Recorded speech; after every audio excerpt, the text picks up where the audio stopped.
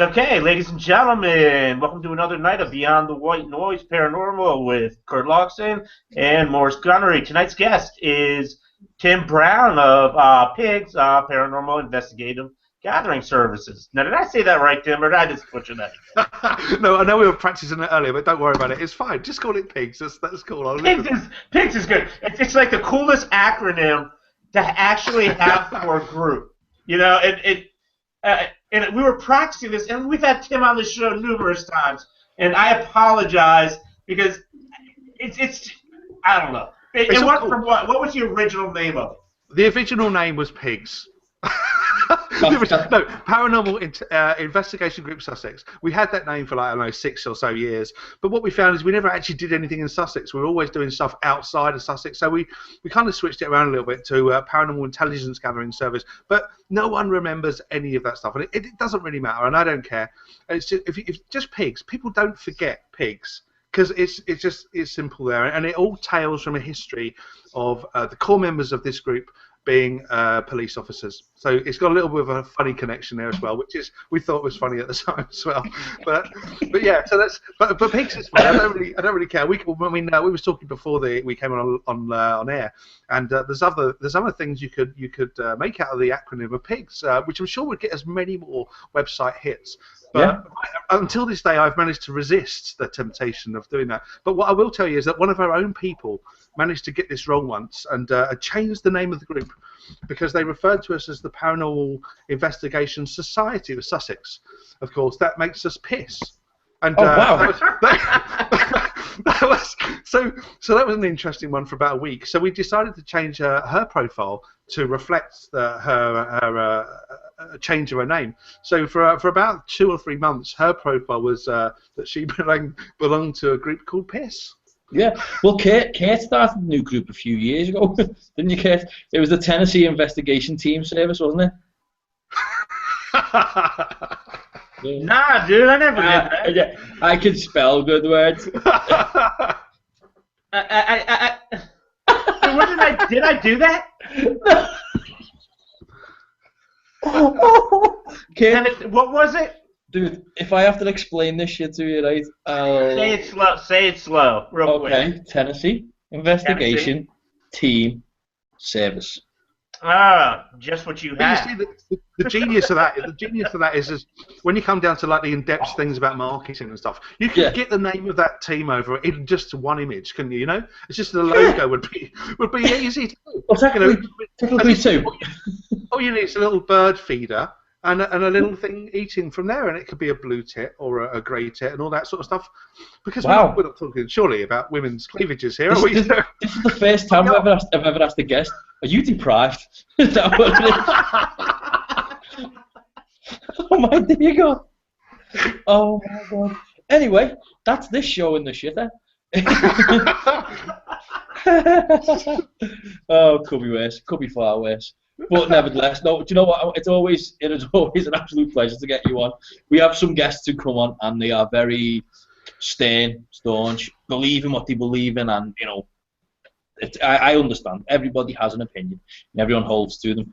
And I don't think we've ever had a show where we've started with the premise of trying to be serious about things, especially with you. My God, it doesn't work.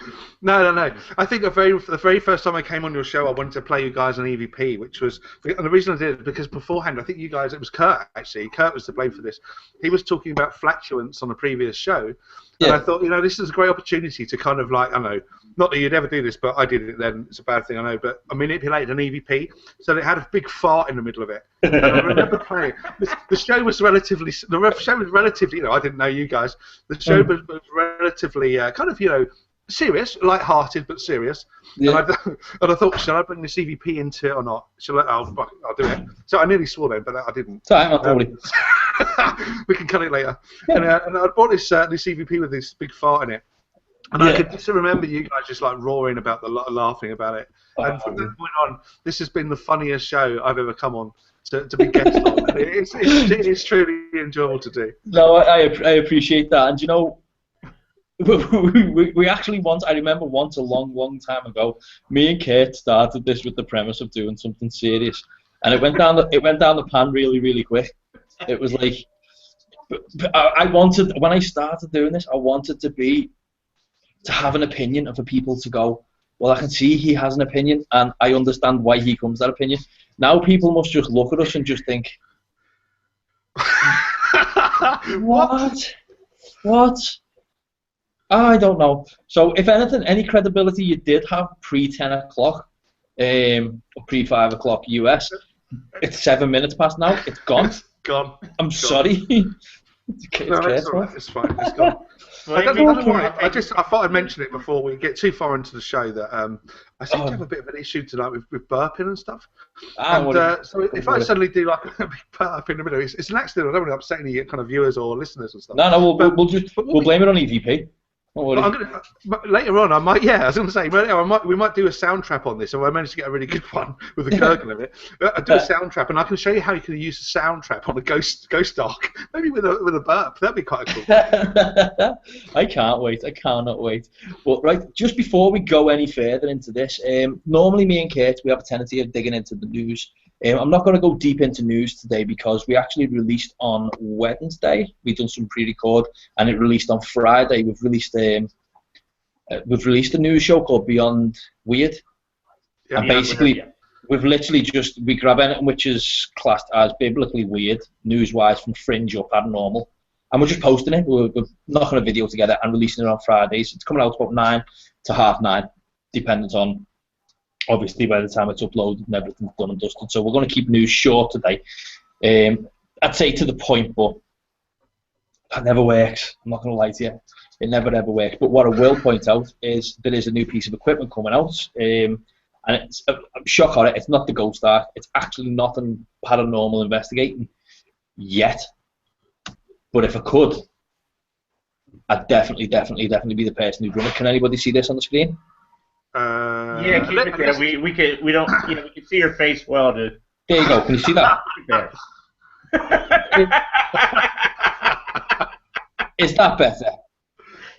Oh, it's even much better, dude. Keep it there. Just keep doing the great job, dude. Great job. Oh God. What are you going on about? Nothing, man. Nothing, dude. Tim and I are just looking at it, going like we're in shock by it. I mean, we're in actual shock that you posted it up there so well. Oh yeah. Shut up. Anyway, I'm gonna try and keep going before. Oh, dude. Okay, keep going with. Let me pop it up here. You dirty laughing individual. That was disgusting. Oh no, you're the one that thought of it. Hold on. There you go. Can you see that picture? No. Kate, what's going on? Have you got it? What's going on, dude? Can you see that on your screen? No. Kate, you. No, I'm serious, Mo. I'm serious. We're having some serious. We're having a breakdown, ladies and gentlemen. I'm having a breakdown here. Okay. There he is. I'll start again. Pop it up again. Can you see that? Oh, Yes, yeah. Yeah, Kate. Yeah. You douchebag. Anyway. Now, as long as it's all up and running, it's all up on the screen. It's all good, dude. Superb. Caterpillar S60 smartphone. So it's actually something new from Android. That says lots of stuff and lots of things about how the phone can be dropped off buildings. It's got a 5-meter depth, waterproofing. It's made of carbon fiber and the tears of virgins. And then right at the back. Tears of virgins, that's good. It's got a cat. Actually, cat probably wouldn't be a bad holder for it. But my question is, do you think the people out there would be willing to spend, I guess that was $600, $599 on That's brilliant. I mean, do you feel what it's worth? I mean, are you going to get some at Maplewood? No, you wouldn't get us through our company, not as of yet. But what I will say to you is, at the price of $599, that's a Samsung S6. That's in the same category as that. That's not that much difference in price. Only bad news is, I'm looking at this camera and I'm not 100% that it'll be a normal standard camera. But to be fair, I don't think I'd mind if I was going to buy something like that. Then that's geek porn. But again, for everybody who's moaning they can't get FLIR full thermal imaging cameras, there's two options, actually three options out at the market at the moment. You can buy this, which is obviously a decent thermal camera. You could also buy the Seek Thermal, which I've got a lot of footage of the Seek Thermal that I've used and I've reviewed that I've never posted up for some stupid reason. Well, no, you weren't. Going back to what you were saying about the Seek Thermal. Yep. And I want to thank you for saving me a lot of money. That's all. It was very. That's all I want to say is I want to thank you for basically saving me $299 American dollars, I believe. Yeah. Because that's what I was about to drop on it, and then get sick of it, and then sell it, as my usual habits go. But now I got to change. My habits are officially changed now, so my spending habits are not going to be what they're going to be. No, I'm glad. I see, when I played around with the Seek Thermal, it was very, very good. The only thing I did notice about it was the thermal imaging on it was very basic. Now, you get what you pay for. I understand that. It is what it is. But in the same breath, it was very laggy. It was very slow. Do you know what? For the sake of what I'm trying to suggest to you guys now, right? The easiest answer is I'll knock the video together over the next couple of days and I'll upload it on the channel so people can see what I mean. It's just as easy for me to explain it. It's a lot easier for me to show you. And for all of you who are viewing at the moment, the chat room's open on YouTube as well. So if you want to dive on and ask any questions, moan, threaten, care, of course you can, by all means. We ain't going to stop yet. But yeah. Okay, guys, while you're on this subject, I'd like to come in with something, but it means I've got to dash for like, I don't know, 15 seconds and come back because I've got something I want to show you. Oh. So keep rolling for like 15 seconds. Okay. I'll be right back. Do you know Here's a courtesy flush, buddy. Courtesy flush. Yeah. More than 2 shakes. No, I'll be quicker than that. Hang on a minute. Do you know what's more worrying is when you look in the back as he's just ran past his laptop screen and you can see the bat signal. I didn't know. That's what it is, you know. There's a cat up a tree somewhere. I can guarantee you. There's a cat hitting up a tree. That cat's probably got about 12 cats in its mouth. Oh man, I love picking on Oh him. man, but no, seriously, going back to the thing that you had, The Seek Thermal, yeah. That's a lot to spend. I mean, I understand if you can afford it, Yeah. but once you get it and you realize you get what you pay for. Now, when you're talking a proper, let's say you want to get a proper FLIR, Yeah. or take it out, you're spending proper meaning low end with $3,000, $4,000. Yes. The low end, not the $80,000, $90,000 for a helicopter to $100,000. But I think that you're going to get the same kind of thing that you do with the Seek and the FLIR. FLIR 1, I don't know. Worried me why he's disappeared and came back with a blue box. Okay. Oh, is it a tease? No, not really. I mean, you guys are probably all well aware of this anyway, but I'm really delighted because I've got these things, and what I'd like to say is, I spent £1,500, which is probably what's that like? So it's probably about, I don't know, $2,000. $1 million American. and on a thermal imaging a couple of years back. It's a couple of barrels of oil. Right. And it was just, it's an absolute fortune. We all know thermals are just expensive. I bought a FLIR. Anyway, and it takes still, it doesn't even do it. It just deals like still pictures and stuff. It's great. Don't get me wrong, it's brilliant, but just deals still. And technology has moved on in the last couple of years massively. Now, what I've got in stock, and I've seen the cat phone, but my challenge to that piece of equipment would be, whilst it is cool, and I've no doubt it's excellent, will people actually give up their Galaxies and their iPhones? No. For that, they won't, unless they've got a secondary phone, and it's quite expensive for that reason. So, I've got these in stock, right? Oh, we do have to advertise. Oh, we've got the FLIR 1. Oh, we got the FLIR 1. Android, iOS. Oh, let's tell everybody what we didn't bring up from Tim last time. He runs UK Ghost Store. Yes. And so for anybody in the UK, and I don't know where else Tim ships, I'm not familiar, but we do advertise for Tim. If any chance he's on the show and stuff like that. Brilliant. Now I think that the beauty of these is now looking at the spec, the specification in terms of their thermal imaging is really good. It's probably as good as my thermal imager, but on top of that, you've also got what's built into the phones. You've got video, still shots with a big image, not just that little I know. postage stamp thing. That's what I mean when I said about the Seek Thermal. The image was so small in comparison. Now, the only two attachment cameras you can buy at the moment is the FLIR one that you've got there. There used to be a FLIR one phone case, which was the first generation, and then you got the Seek Thermal and the Seek Thermal XR. Have you got any review videos on those two FLIR ones? No, I haven't as yet. What's your retail on them? $199. You kidding? No, $199. That's cheaper than a few places where I work. No, $199. £199 each. That's it. That's not bad. That's not bad in any stretch. Now, for people who can't afford to run the full-on FLIR cameras and run around like Ghost Adventures, $199 is not out of anybody's ballpark. People will go out and buy a GoPro that can't film in the night or dark, and they use the FLIR one on Ghost Hunters. Jason Hawes uses it. So, I mean, I'm sure there's some sort of contractual tie-in to FLIR that they got set up. But a lot of TV shows do for advertising. He uses that a lot. And when he's using it, I mean, it looks good. And, of course, it's going to be better once it's edited and fixed up and shiny and bright and stuff like that. But, he seems to be – he does a lot of that. And then he'll use his own little apps that he has on iPads and stuff like that. Yeah. I mean, he's big on using the advertising thing. Well, so when you're a producer, you can do it, right? Exactly. Now, Tim, here's a question I did have for you. Last time you were on air, I never actually asked you this. And I kind of kicked myself for not asking you. But you have so much equipment you used to have in the store. And obviously, as I've asked you in the past, you do test some of your stuff, or quite a lot of your stuff out in the field. How much of your stuff, if you would, in a percentage, how much of your stuff that you've bought have you literally gone, I'm going to keep that one for when we go out?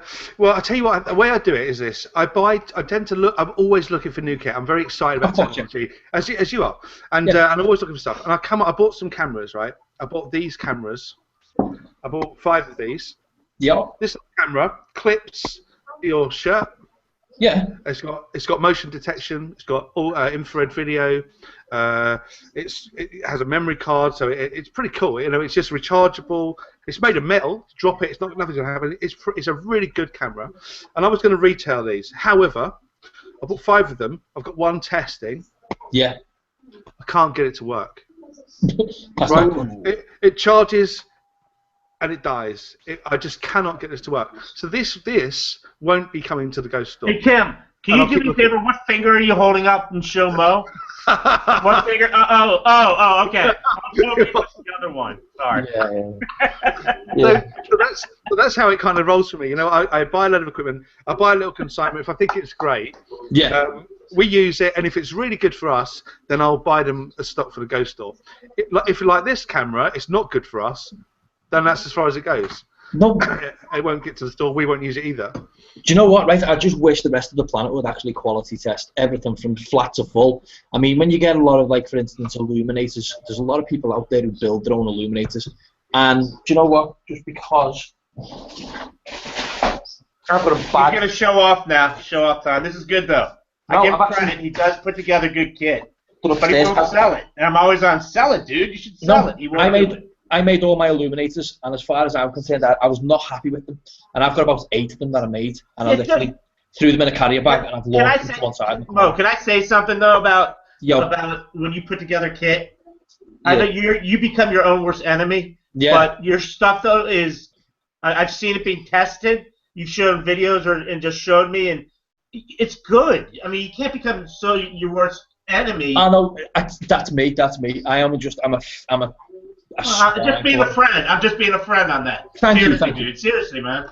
No, I appreciate that. And if I could give you a big hug and we could be all bromance. No, we got bromance good enough here. No, you took it too far there and made it all. No, I didn't go that far. No, you did. Not laughing hard, so it didn't go back. Okay, so again, back to those cameras that you did get, the POV cameras, or I'd say they were point of view cameras. It's gone. Mo, come back. It's okay. Okay, your point of view cameras. Yeah. Tell us a little bit about them, Tim. Okay, those the spec on them would have been brilliant for us, but they're just not. This batch doesn't work, so I'm going to send them back to where they came from and try and get another batch. If the second batch doesn't work, I'll give up. But if I can get a batch that does work, then I will feature these because they're going to be great for people just to clip on and do their investigation. You have to hook it because I got a mini that you have to hook. It's about the same size, not the same thing. It's a mini, but it's got two things that come out, and then I got to buy an adapter to it to go into a computer. But it's like a mini, and I don't know why I bought it. It was $14. I was like, hey, let me just piss away some money and see how this works, you know. But it's really interesting though that. But have you tested them all yet, or just one or two? I've gone to 3 of them so far, and they've all got the same thing where they kind of charge and then they just don't work. But sometimes you get that, you know, when you're looking for new kit, especially for like a paranormal team or a ghost store, you've got to test it, and you've got to see what it is. Because I personally wouldn't be happy selling stuff that I thought wasn't that good or wouldn't serve a purpose, you know. And what that's interesting because there's this the ghost store in America. It was up in New Jersey. Now it's in Gettysburg, which is like 50 minutes from my house. And I might want to take a drive up there. I don't buy any of their stuff. Too expensive. I don't buy wholesale. I'll usually get it cheap if I want it. And I'm trying to streamline everything through video and audio and keep it at that.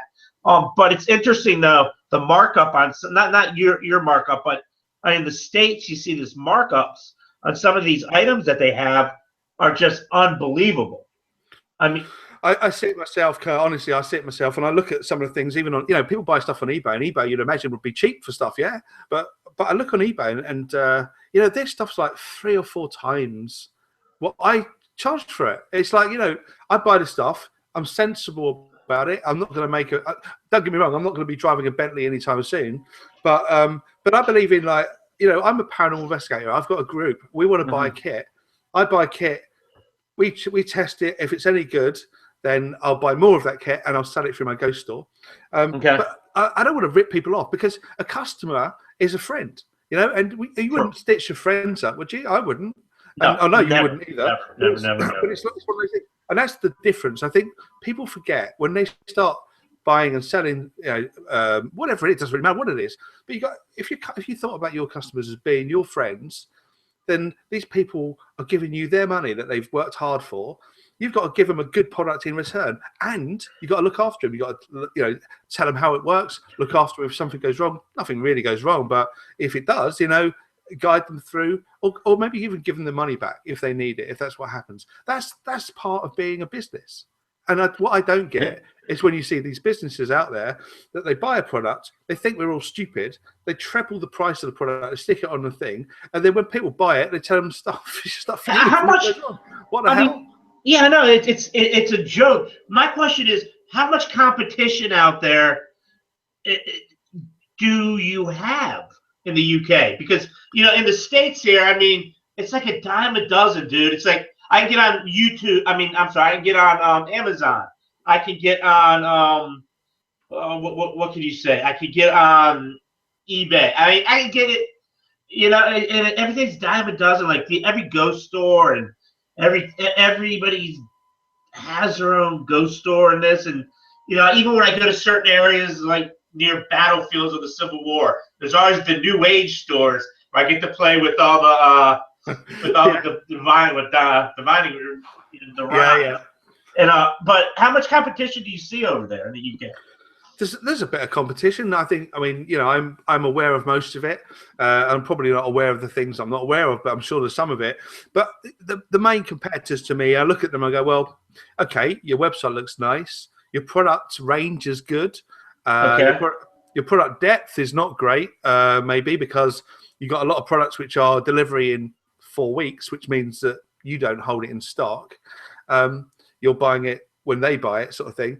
But I tend to buy stuff, I hold it here, and then I have it for sale. I mean, currently I'm going through a crisis right now. And I'll tell you why I'm going through a crisis, because I'm too busy. I've been busy through December, busy through January. And what that's caused, all my stock has sold. And I can't get the stuff in fast enough. That's a crazy, crazy situation to be in. But that's where I'm at right now. So people look at my ghost store and go, oh, yeah, there's not much in stock. No, there's not. It's all coming in. I've got it all coming in. But honestly, it just sells so fast. And I'm grateful for that. Of course I am. And, like I said, I think my customers should be regarded as my friends, and I always do. But when I look at my competitors, they don't operate in the same way that I do. I believe buy a product, have the product available, then offer the product for sale. So you can deliver it next day or the next day after that, whenever the customer wants it. Okay. I believe in having a product that you've physically seen and used, so if someone asks you a question, you can answer it for them.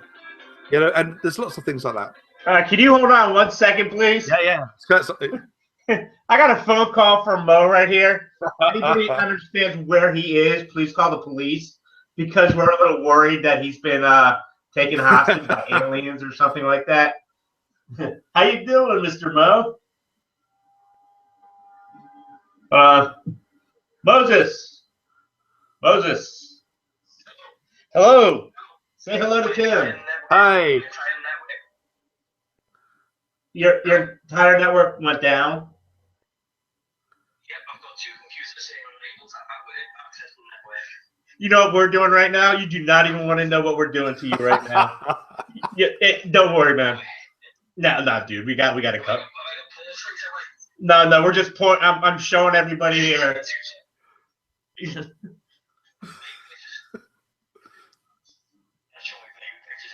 No, dude, it's just me pointing to the phone laughing because we're just talking about.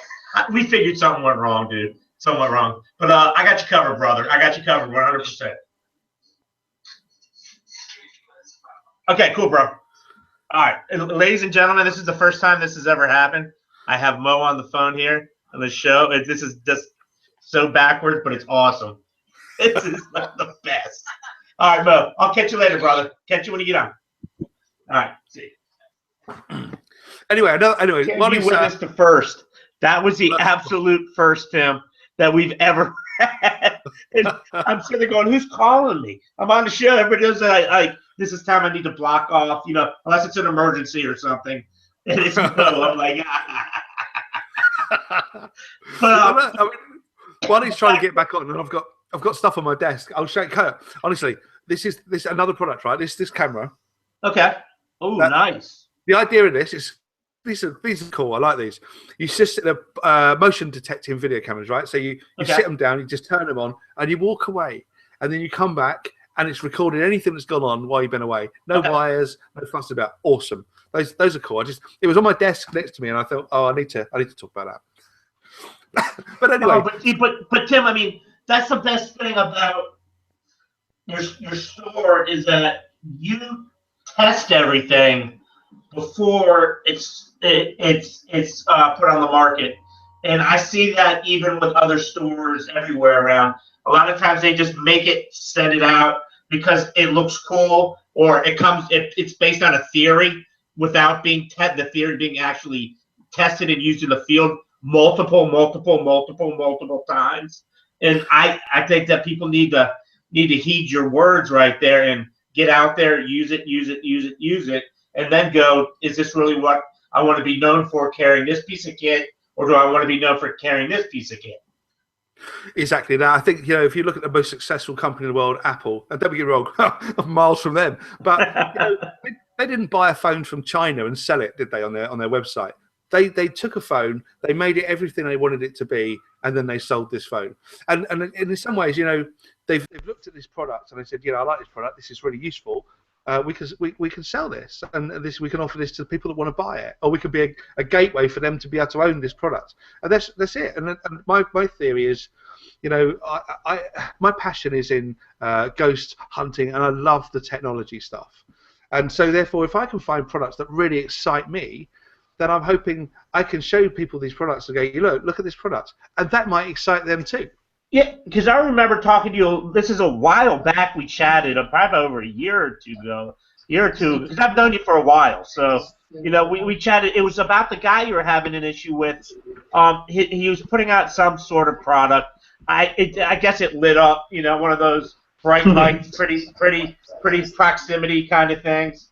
And and you were having just a hell of a time getting the product from the guy. Do you still have that issue with some of these people? Nah, a little bit. What had happened there is I'd invested quite heavily in a product range, and they said they shipped them, and I never received them, and that was a bit of a problem because I put so much money into this product range. Eventually, after some to-ing and fro-ing, I did actually receive them, and I sold them through. But because they were so hard to buy products from, I didn't really want to continue with them because I don't want to have products that people can't get.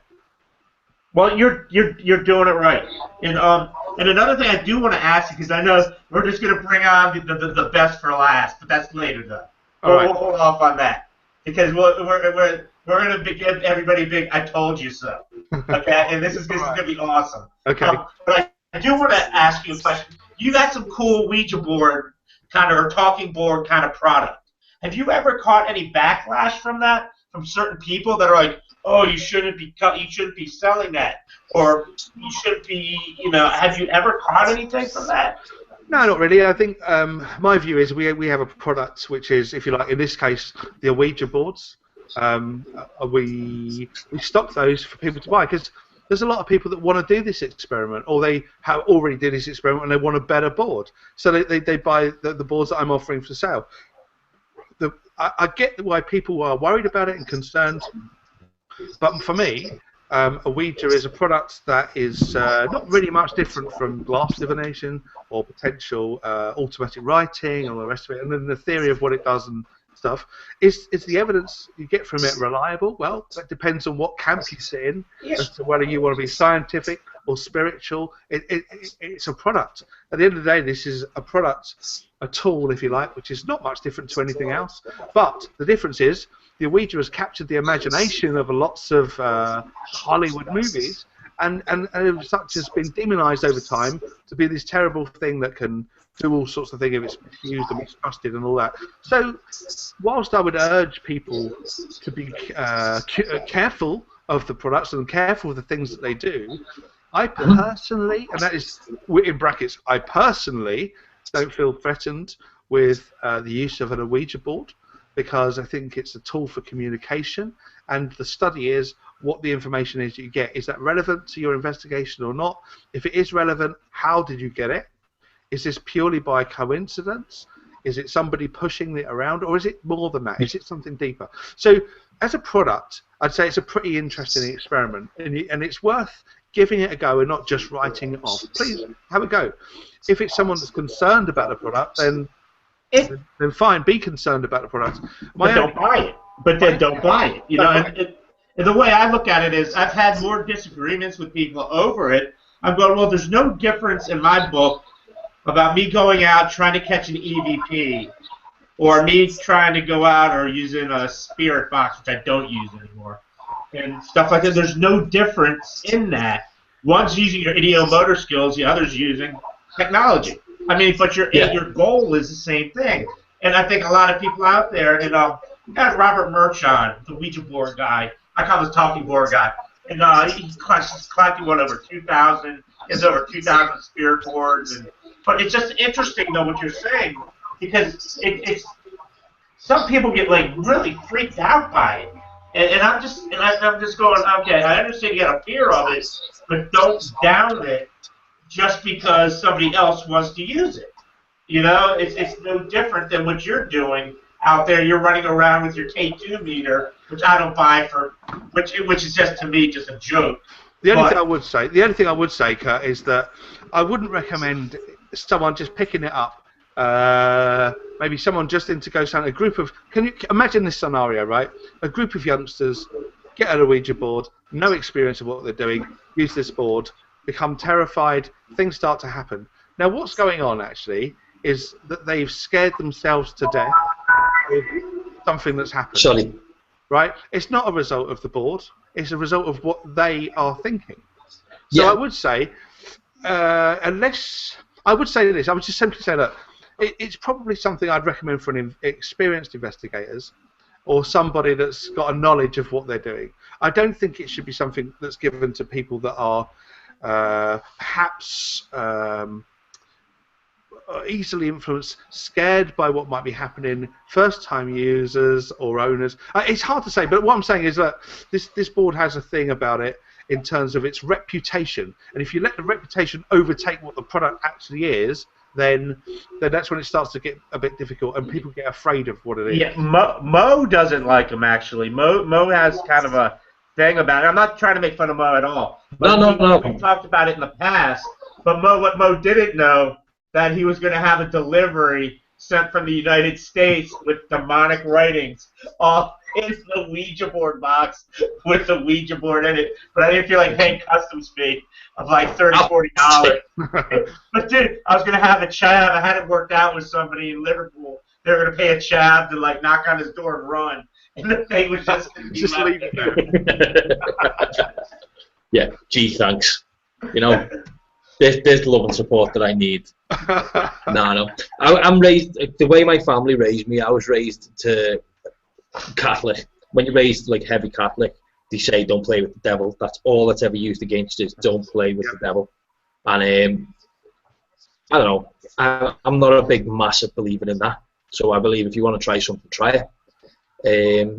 So I'm apprehensive of the Ouija board. I always will be. It's just something you should never be shouting. You never shout in the dark. Never shout to something you don't know is going to shout back. You just got to be careful. That's just my own opinion, and that's not my opinion on the Ouija board. That's my opinion on life. Don't put yourself in a situation you could cause yourself serious harm or issue. And unfortunately, I do find. You know, I don't disagree. I don't disagree with what you're saying, Mo, and I don't disagree with anyone's opinion of it. To me, it's a product, and when we've used it as a group, away from the ghost, when we've used it as a group in terms of when we're doing events, then people enjoy the experiment because of the thrill of the experiment. When we do serious investigations, do we use a Ouija board? No, we don't. We use scientific stuff because that's going to give us recordable, replayable data. However, going back to the Ouija board as a thing, what I would say is that one of the things as an observation is that people often go, okay, can you talk to us? Are you there? Can you talk to us? And it kind of moves about. You know, the planchette moves like yes or whatever. And it talks and spells words. And then what's the next thing they do? They say, can you do something in the room? Can you move something? Can you tap on something? All right, so then something happens in the room. And then at the end of it, and they have this whole session, right? And then at the end of it, they go, okay, we're finished talking to you now. We're going to go move on. And they say goodbye on the board. So they close the board down. And that's it. They haven't closed the room down. What goes on in the room? So there are all the communication still going on in the room. Because they've taken the communication off the board and put it in the room. So think of it this way: if you have a spiritual connection, if you like, a ghost side that can communicate through a Ouija board, and you move that communication from the Ouija board and into your room, and then when you finish, you just put your board away or you close your board down, and your room potentially is still a place you can sit and go, well, okay, so I want to ask you a question, and I understand you can knock in like 1 or 2 times. So what I'm saying is that potentially, if it's a case that people use Ouija boards, and as a result of that Ouija board session, in their minds, their house becomes haunted, is it because they've moved the communication from the board to the house, but not closed the house down? But if you go back to the Victorian era, where they were used consistently in seances, and look at Houdini was a big buster of all of that, and his group, you know, the early modern day Randy. But I think that I think the Victorians had no fear of it, like a modern day fear. And I'd like to know honestly what kind of went on in between, let's say 1880 and let's say the year 2016, where all of a sudden there's a bigger fear, and I blame basically social media. I blame the movies. I blame all aspects of media. I'm sorry? It's regardless. If you look back in the Victorian era, the one thing that they had in the Victorian era, they were not afraid of death. They had the post-mortem photographs. They used to have post-mortem photographs all the time. They looked at death in a different way that we look at it now. Unfortunately, just due to the fact of media and then social media, it's all changed. Every single thought been squiffed by it. You believe, when I put it this way, this time in the Victorian era, your lights go off, darkness is darkness. That was not a mad issue to them then. Now, because of darkness, you'll sit there and you'll think, I remember when I was a kid, I was afraid of Freddy Krueger Mhm. and Chucky, and I was also afraid of the Hills of Ice, which is where you live, Kit. And it's just things like that. You just really, really get worried. Yeah, we got enough So, gunneries here to say that. yeah. Well, basically what I'm trying to say is if it wasn't for the way media is, you would not believe half the stuff you do believe. You would not have so many fears. And I think we've had the fears instilled in us by media. So, yeah, I do believe, even down to the Ouija board, even down to my belief of the Ouija board, I'm not saying my belief in Ouija is the way it is due to television. It's probably down to old Irish families saying never play with the devil, basically. Well, then, But as what a I'm trying kid, to say, well, what's interesting on that, Mo, as a kid, that sticks with you. You know, when you got somebody like your uncle or your grandfather say, I think it was your grandfather, I believe, that stated that to you. yeah, That you know, it was an authority figure that you respected a whole lot, and as a child, and then you're like, well, if he's saying it, it's probably pretty true. And why? And I see nothing wrong with that at all. I just say that's being natural. yeah. No, that's fair enough. That's fair enough. Now, oh yeah, by the way, guys, I'm back on air. That's all right. We didn't care. We were having fun without you, but that's all right. Yeah. Well, back to what I was saying though. I think TV is pretty much it's made people ultimately afraid, a hell of a lot more afraid than they were of stuff. So, but again, that's my opinion. Tim, what's your opinion on that? You got Mo's. What's yours? No, my opinion is that I think Mo's right, and if you take a product, any product, it just so happens in this case to be the Ouija board, and demonise it in the way that it's been shown through the media. Demonise is the wrong word, but potentially make it as it is. You know, these guys want to sell TV programs, they just want to sell films, they want something scary, yeah? So they're using this product to promote that kind of side of it. And so as a result of that, people become afraid of this product. And my challenge would be, look, we've all heard the story of, oh, yeah, but when I did that as a kid, my friend was followed for 2 weeks or had something go on in their house or was, I don't know, fell to an untimely death and all those sort of things. You know, we've all heard those stories. But do we actually really know that person that was affected by it? No, I don't think we do, because it's a story that's been passed around. Or it's a story we've heard of, a story from somebody else, third, fourth hand story. So what I'd say is that there's a lot of rumour speculation, and you know that kids from the ages of teen, maybe into their 20s, all have this exciting story. They talk about ghosts in their school, particularly the Catholic schools. They're always haunted by a nun or someone that's hanging out somewhere in the school, on the stairs, and all these, or the grey ladies of the church, and all of those things are out there, and these are like folklore, if you like. And I would say that my belief is, look, this is a product. Used properly, this is a product which is interesting, and it's used as much as any other product is in the same realm of its experience. So, for example, glass moving, automatic writing, and all of the other spiritual kind of products. I get why people are frightened of it, and that's fine. And I'm not going to put my opinion onto them and let them have their opinion. That's fine. But I just got this product, and of these products that are available, I've tried to find some really good ones and offer them for sale for people that want to buy them. But I do offer a little bit of advice on a leaflet I give to it, which talks about, you know, if you think you're easily influenced or maybe frightened of this, then don't use, and be responsible in the use of this board. Perfect. And this actually comes from a guy, believe it or not, that taught Mo and I tonight the whole Humpty Dumpty story, who Humpty Dumpty really was. I'm not going to say a word because isn't he an old Compton rapper? He ended up teaching us. It's up to you to do your own research on it. That's all we got to say. Research who the real Humpty Dumpty was, and it wasn't Mo. Yes, it probably wasn't me. Right, okay, guys, there is a question that came in the chat room. It came out as, here's a thought. Back then, products or meds never had to have prescriptions to get, and I'm sure many of those products spiked the punch, and the board meetings were more fun. Basically, would you think that maybe medication would have helped or hindered toward people using the board?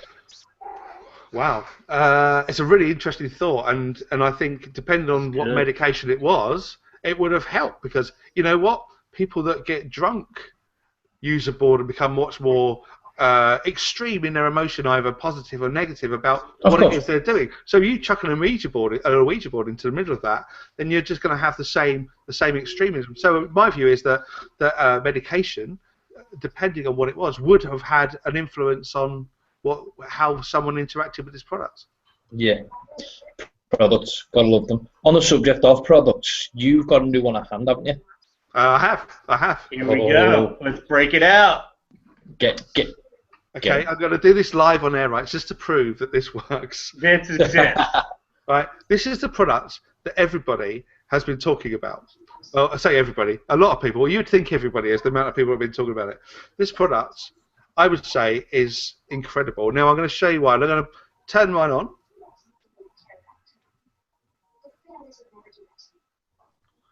Nice. It's booting up. It's next going to do a memory card sync, which it's doing now. It's going to say successful in a second. There we go. And there we have it. It's booted into its software. Now, from this product, we could, those lights, by the way, that kind of are on this part, we can turn those off like that to give us less glare. So if we're in darkness, we don't have to have those on. But they are pretty nice, I have to say. However, it looks like a complicated product, but it's actually really simple to use, but it's really powerful at the same time. So what we're looking at here on the screen is beautiful, by the way, in terms of a display. I need to move it so I can see it as well as that's it. I'm sorry, guys, it's going to be on this side. Okay. What we got here is EMF, the range of EMF. What we got across the top is what you might see on a K2 meter. So the lights, in terms of higher the EMF field, the lights will then light up across here. What we have here is environmental pressure, and then round the corner here we have the current temperature. Now, because we're using webcams, it looks all reversed, but actually in real life it's straight on. Now, let's move it back a bit. The central dial here is like a mode selector. So I can change to a different mode. So that would then give me, if you like, the ghost box or the spirit box, something which the SP11 or the SP7 would give you, or the Frank's box. In that mode, I can use these dials here, which then changes what frequencies I'm scanning. So currently it's FM. Change it round to, let's turn it the right way. See what I'm doing? Hang on. There we go. Okay. That's it. So FM, AM, long wave. Now you can also use those in dual, so you can go AM and FM. Oh, cool. FM and long wave and AM. But on top of that, you've now got this dial here, which changes the speed of the sweep. So in 50-second minutes, so I can speed it up or slow it down, and of course the speed is displayed here. It's not great on the webcam, but you can see it there how it works. Yeah. And that's just two features of this product. But I personally, I mean, everyone's going to have their favourite about this product, but I personally, my favourite is the power of what can be achieved here. This is the EVP sequence of Ghost Arc. Yeah. The microphones fitted to this Ghost Arc and the circuitry involved enable the Ghost Arc to record as low as 6 Hertz, which is way below what we've ever had in the paranormal field. And the theory being that this experiment would be more successful if we could hear things outside of our hearing range. So it records as low as 6 Hertz through built-in microphones here. You can insta-playback, or you can live listen. There's a headphone socket on the side there. It comes with headphones compatible with the Ghost Arc. You can live listen. If I'm right in believing it comes with the headphones that can not go as low as 6 Hertz, but can the sensitive enough. Yeah, Ghost Arc will scale up the recording so it can be used with the headphones that come supplied with this product. Now, okay, so it's exciting in itself, but that's not where it ends. That's just the 6 Hertz stuff. What's really exciting to me is that we've all heard where people say the best way of recording EVP is actually to do it on an old tape recorder that records a magnetic tape. The drawback of using that recorder was because they used a metal head, a magnetic head, to touch the tape and would create a recording. The drawback of that was that those heads could pick up radio interference from taxis or emergency services or whoever was broadcasting. Ghost Ark doesn't have a magnetic head, but it also is like that. And I'll explain why. All the modern dictaphones that we have today are manufactured to, if you like, have filters. They filter out background noise, they filter out hiss, they filter out everything that's not involving in the front voice that they hear. And sometimes you might think that might be detrimental to the EVP I'm trying to record. Ghost Ark has none of those interfering filters, yeah. And so it's the equivalent of recording using the old style magnetic head, but without the drawback of that head being magnetic. So the recordings you get, whilst they might sound to us, they've got a slight hiss to them. Actually, that's a beautiful thing about it because it's so clear at the same time, and the recordings, once you've got them, you can do more with it. So an example would be, if I go to the menu feature on Ghost Ark, you can see here, this is where my recordings will end up. How many minutes can you actually do on a recording? Well, I guess that probably depends on what size memory card you use. But I mean, this one's comes fitted with a 16 gig. Okay, that's pretty big, actually. That's pretty massive. I've never used more than 4 gig on a night. In fact, not even that. Maybe a couple of gig on a night is investigating. So, 16 gig is massive. But if you were to play this recording, you simply just play the recording. You can see there it plays across. But sorry, there you go. No, go ahead. I'm sorry.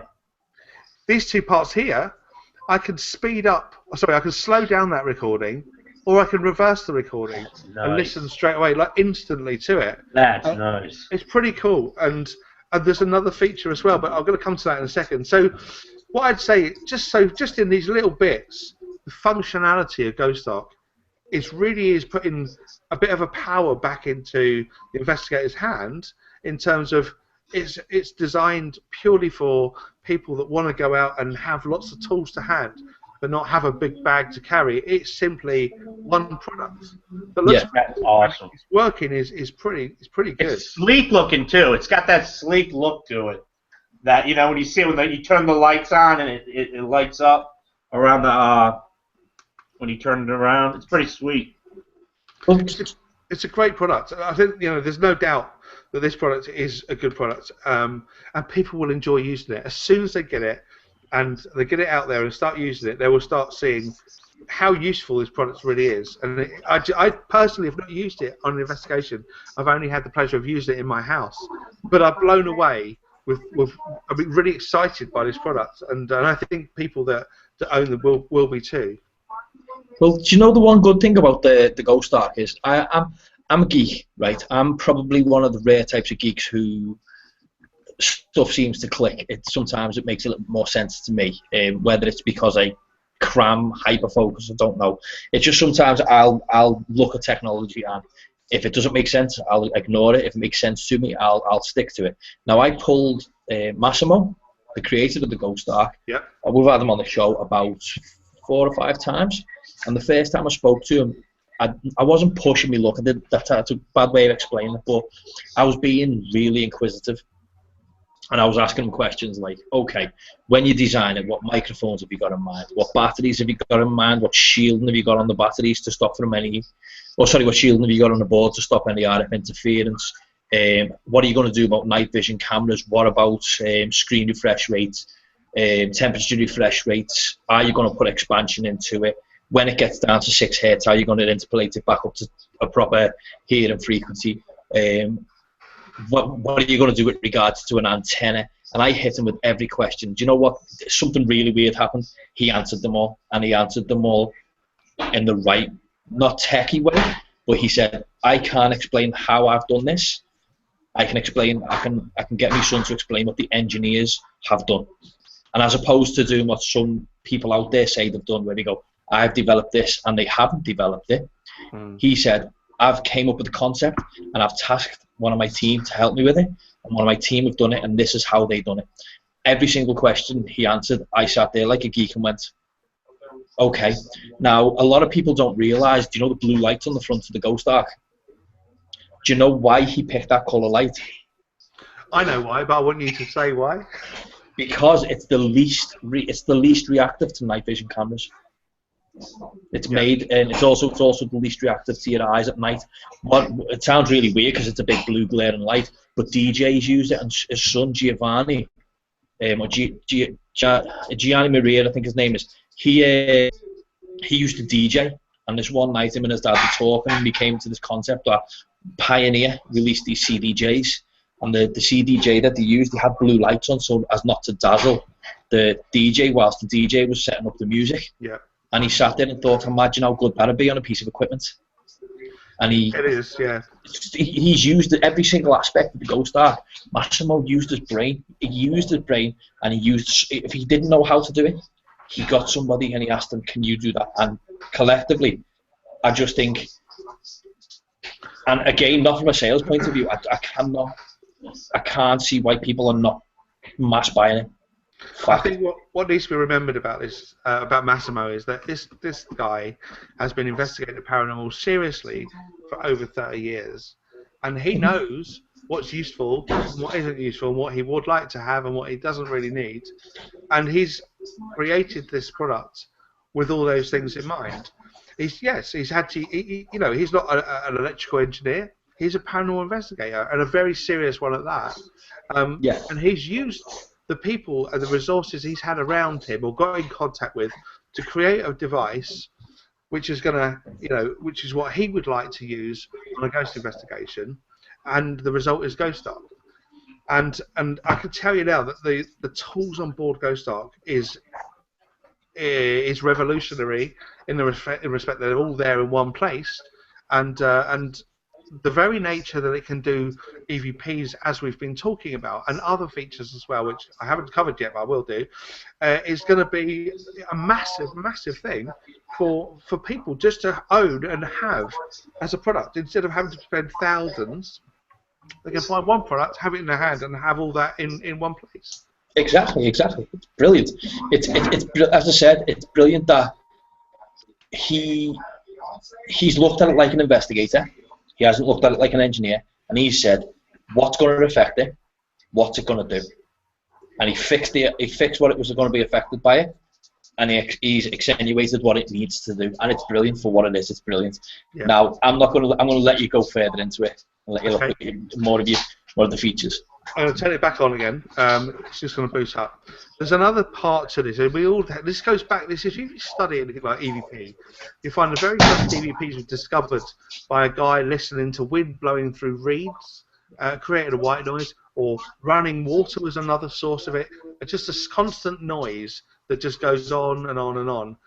And the idea was that you provide a medium, if you like, being this sound in this case, where people can, or ghosts, or spirits, or whatever the terminology is that people like to use, can manipulate that, and that's where that voice communication can come from. Now, with that in mind, what Ghost Arc can do is create a thing called Soundtrap. And the way it works, I'll just flick it onto Soundtrap. Okay? In Soundtrap mode, so you put it here, simple thing, Soundtrap mode.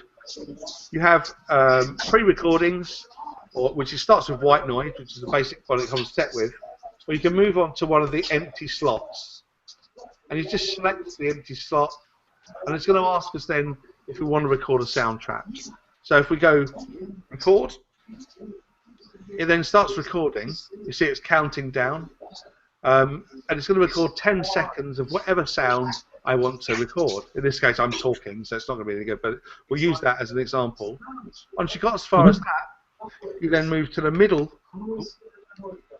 thing. You highlight the middle one, and let's confirm. Click that. Then what you do is you select how long you want this soundtrack to play for. It can play for non-stop, or 1 minute, 2 minutes, 5 minutes, or 10 minutes. So if we want non-stop, we'll just click non-stop. Okay, so it's going to play non-stop. Then what we do is we go back to EVP. There we go. And we just simply press record. I've done that. You see the record icons coming in. Now what you do is you plug your speaker in.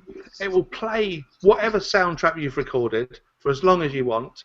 constantly as a background noise, you would then either leave it recording or you can talk over the top with questions.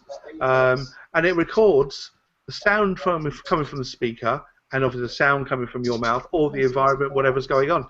So then you listen back to it once you finish that recording, you stop and go into menu, and then it has a thing there. It says EVP plus noise. You can tell that that's the soundtrack recording that you've made on a special thing. So that's another aspect to EVP, which is not something which is we've had before, certainly in one unit. So it injects white noise into it as well. That's actually really intelligent. That. I mean, again, it sounds really naive, but people take a lot of mobile phones and a lot of apps onto an investigation and believe they're going to be enough. And the layman will probably look at the Ghost Ark and think, that's pretty much the same thing. It's a piece of equipment where somebody's just grabbed some technology and threw it. Yeah. And I can say from experience of talking between, obviously with you, with Massimo, with his son, and with their team, as me and Kurt, as I said, we've talked in the past, it's not that. They've actually developed the technology and compiled it properly. And if you go on eBay, there's a lot of these things you'll see on eBay where people are retrofitting an all-in-one investigation kit which has got a temperature sensor in it, EM pump, and basically they get in a box and just throw 3 or 4 things in it, and it looks ugly, looks bulky, it's never going to work. They're charging a fortune. That thing's not a fortune. No. Not by any stretch. I think what you got to think of is this: let's do the maths here. Okay, so we take go back to we got like temperature, we got EMF, and we got the environmental stuff. So if we took a K2 meter, for example, which is the bits across the top, that's like 39 quid. We then take an EVP recorder. You can pay anything from like £20 to £100. We go mid-range. We say £20. So it's 30, 40. That's £60 we've spent so far. We go to the temperature part. Temperature sensor. All right, let's build that in with like an environmental sensor. You'll pay £40 for those. So now all of a sudden we're at £100, and we're just on the first dial. If you want to go then to the next bit, you're going to buy a PSP7 or PSP11. PSP11 is closer to the kind of spec here. So say 100 quid for that.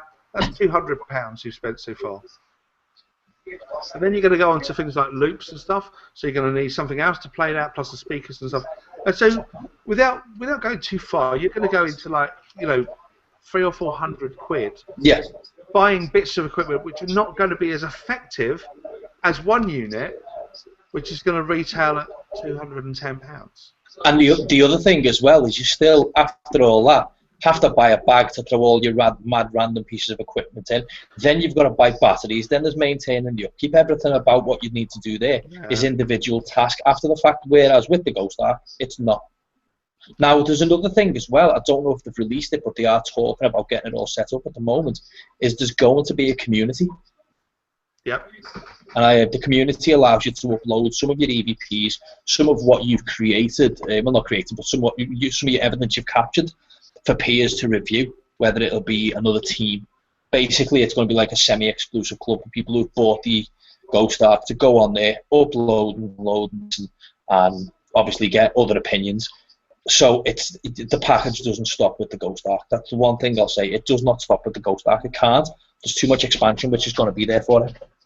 It is, and it has more to it than I've spoken about this evening. And the reason I haven't mentioned the other bits is because those parts are not going to be released. You buy your Ghost Ark, you're going to have everything you need, right? Oh, gotcha.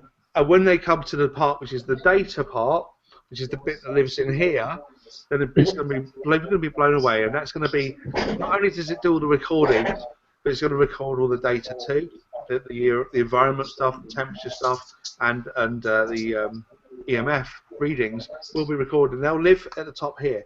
Now, right now, we've just got the unit, and it's capable of all its finding. Later, what's going to follow is the data part. So I would say it's a great unit. There's no doubt about it. Ghost Ark is real. In the UK, here it is. It works. Yeah. It's brilliant. I absolutely love that. It's real. I love that. It works. That's brilliant. There's so many people there's so many people who, and you know what? I'm going to say it now, right? And I'm going to commit YouTube suicide. I might as well be the first person to do it, right? There's far too many people on this planet who are armchair keyboard warriors who will sit there, look at a piece of equipment from 30 or 40 miles away on YouTube and go, oh, it must be terrible, it must be this, it must be that. They've never got their hands on the piece of equipment to actually test it or review it, to see its quality of its build. They just believe because somebody else said, oh, I don't think it is, or I don't think it is. It's just keyboard warriors in the distance. So the only way you're actually going to find out if it's good is to actually get your hands on one. I think Simple. I'd agree with you. But what I would say is, this product has been people have been expecting this product. People have putting money into this product since August, maybe beforehand last year. Mm-hmm. And because of various, and the development of the unit, it's because of some little hitches and hold-ups, it's been delayed. The release date has been pushed back a little bit. Ghostar have made apologies and they pushed it back. So these people were a little bit impatient already. And then when they did the first batch of 200 that came out to customers, not all of them were working. And as a result of that, people were very frustrated with that. Don't get me wrong. When I say not all of them, that doesn't mean all of them. All of them came out. Some of them had a couple of faults, and they've investigated what happened. And it was the assembly in the factory where they put simple things the wrong way round. These buttons here fitted the wrong way round, and the result of that meant couldn't press the buttons or they were stiff.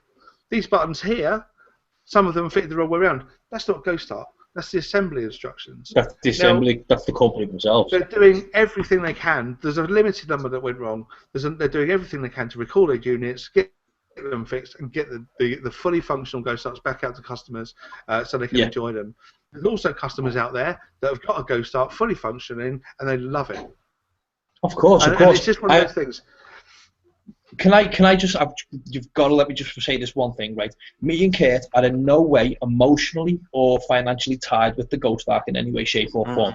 So if I wanted to come on here now and say that thing is a plastic frisbee, right, and it's not. If I wanted to come on here and say that, right, there's nothing stopping me. I can do it. I'm not doing nothing wrong. But I'm not going to say that. What I'm going to say is, even if there is a few small issues with the unit, okay, bear in mind, people have gone. So I know there's a few people on Facebook. And I've actually blocked one of them for this, who's gone forward and started slanting it and started negatively aiming at Ghost Ark themselves. When it's not their fault, it was nothing to do with them, it was down to the company they dealt with, and that's been rectified and the issue's been dealt with. Okay, bear in mind, right, Volkswagen, faked results on a car. Yeah, hang on a second, people are still buying them. And nobody's gone, Volkswagen, you bastards. They've gone, oh, Volkswagen, you're going to sort that problem out, or I wonder if I get some money back. They just turn, it's not as massive and important issue for the fact of falsified data. Apple have had how many issues? Samsung, batteries overheating. Nobody, well, not that I'm aware of, nobody went that deep and dark at them like people have with regards to the Ghost Ark. So I think what I will say, and this is my own opinion, hopefully if Kate's in with it, cool. If not, then I understand. But for the people who have got issues with the Ghost Ark, right, and believe that they're not getting help from Massimo or not getting help from Ghost Ark themselves, right, I think you need to do us a favour and just leave the paranormal community, because all you're doing, you're just sitting there and moaning. There's no point. The easiest answer is work alongside the team who are trying to develop, bear in mind, develop a piece of equipment. There's nothing saying that what you've got there is the finished article. You've got the start of something massive. So stop moaning about the negatives on it, guys. And listen, get behind it. Stop moaning. Yeah, Not you, by the way, Tim. You're a legend.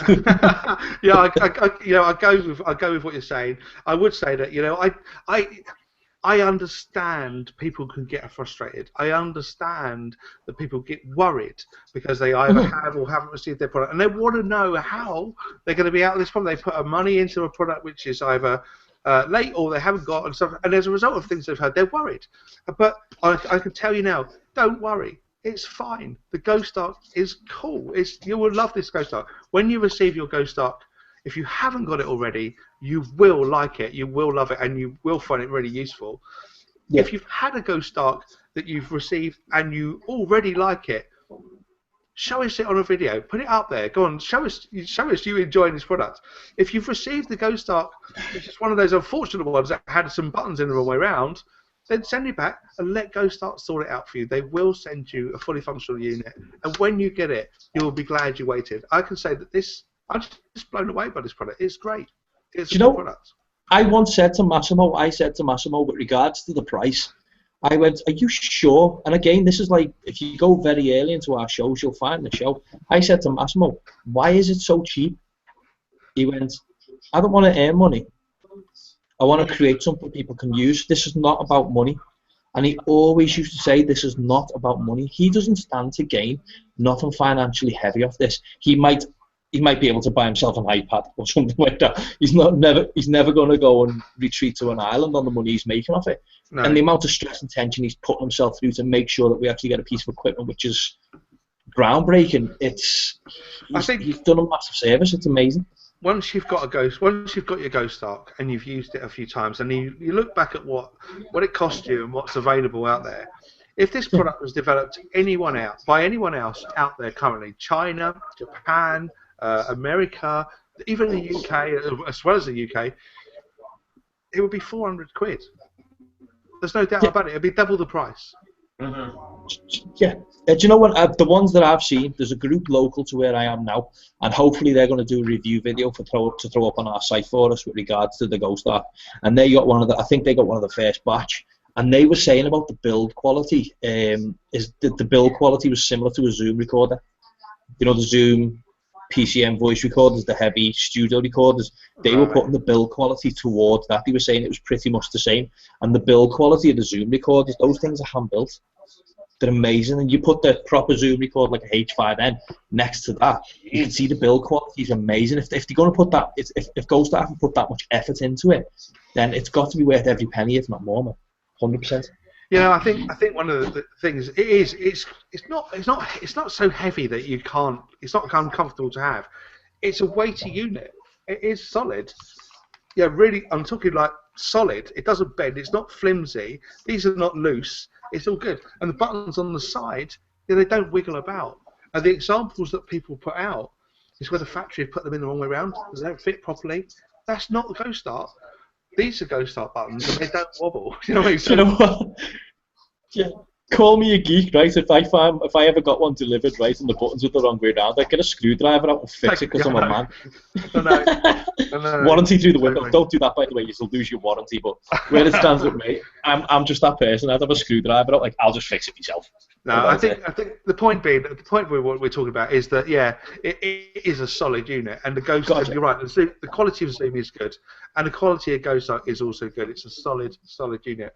I think the display is the thing that's going to blow everyone away. It's a really beautiful display. I know Apple has gone about their Retina display and how beautiful display is, but when you see a GoStart display, it's so nice. It's so flat. It's so clear and easy to see. It's got a very fast refresh rate as well for the screen, hasn't it? I know when you've seen it with the waveform, the refresh rate on the screen is amazing. Very quick. It is. No, I can't speak highly enough of the product. And I just hope that people will regain. I don't think people lost faith in it. I just think people are either waiting to buy it and are very excited by it and can't wait for this product to come out. There's other people that are kind of, I don't know, don't even own a GoStart, but because everyone else is buying them, would like to say, that's bad. Because they also say that, catching a train is bad, or riding on a bus is bad, and not driving a bike is bad. Everything's bad to some people, but I just say, GoStart is not bad. It's cool. It's very no, I absolutely love what they've done. I think, as I said, I can't speak highly enough of a piece of equipment, especially when you look at some of the stuff that's out right now, and you think, how's that even managed to get itself into fruition? But then when you look at that, and it's actually been built with a thought in mind, with an actual technical thought in mind. So I like it. I think it's amazing. I've got to ask you one question though. How long have you been Batman? How long have I been what? Batman? Batman. Turn around and look at your screen behind you. Yeah, I know. I've been Rumbles, clearly. No, that's my little boy's laptop, and he he's gone to bed now, and he's not turned his laptop off. He's just gone off. But he's been watching YouTube Batman videos now for the last, I don't know, couple of days. Whenever he gets a chance to go on, I love he's it. left the Batman on there. I love it. No, I see you walked out the room before to go and grab the Flea ones. And the second you walked out, I was like, he's Batman. He's dead. Man's Batman. Yeah, Man's you were Batman. disappointed, weren't you? That I didn't come back dressed in like that kind of leathery like rubber. Del Boy. Imagine. Oh, God, I love it. God, I love it. So anyway, If only. right, we're coming close to the end of the show, so we'll ask one more thing before you go now. And it's not. I normally ask a funny question. I'm not going to do it now because we've already asked it. But what have you coming up other than Ghost Ark at the moment? Sorry, say it again. You clipped out. What? It's all right. What have you got new coming up? What other new equipment are you looking at the moment? Okay. What I'm starting to look at, what I've realised is that people like to take video, and what I'm looking to try and develop my Ghost Store to offer products which will enable people to take video in as many different ways as possible. It'll be either thermal, point of view cameras, or abstract cameras, so something that's placed up, motion detecting. So I'm trying to develop the camera side of the UK Ghost Store. So hopefully, in the next few months, we start to see a wider choice of products that can be available, with all of them an interesting take on what can be used in the paranormal. Perfect. About bloody time as well. I love it. Every time I speak to you, and you're like me. I think you've just got these cogs that just constantly click, and they're constantly just working away in the back of your mind. Though, so I'm amazed by the way you do what you do. It's brilliant. It's done right. So again, I can't applaud you enough for what you do. Thank you. No, It's all it's good. very kind of you, and I think that people need to realise my Ghost Store is very much my Ghost Store. It's not a massive company that doesn't give a monkeys about people. As I was saying to Kurt earlier, when people buy stuff from me, they become my customer, and therefore I regard my customers as my friends, and I want to look after my friends and help them through every stage of their products, and that's what it's all about for me. And it gives me the opportunity to look into some really exciting products, and I love buying products and seeing how geeky they can be. And I know you're like a geek product person too, and I love that. And to be able to show people a product, tell them what it can do, then watch them realise the opportunity that it has for them is like awesome. I know what you mean. I've just bought an Intel Galileo board to start project building. Brilliant. And I haven't even opened it. I just added to a list of crap that I buy. I'm probably never going to use it. It'll probably open once. I'll probably use it to, I don't know, be a server or something. It'll just get binned. But nevertheless, I see what you mean. We're just wired different. But no, again, thank you very much for coming on. But we are coming to the end. So before we go, web address, where do we go? Okay, it's simply all the W's, ukghoststore.com. That's perfect.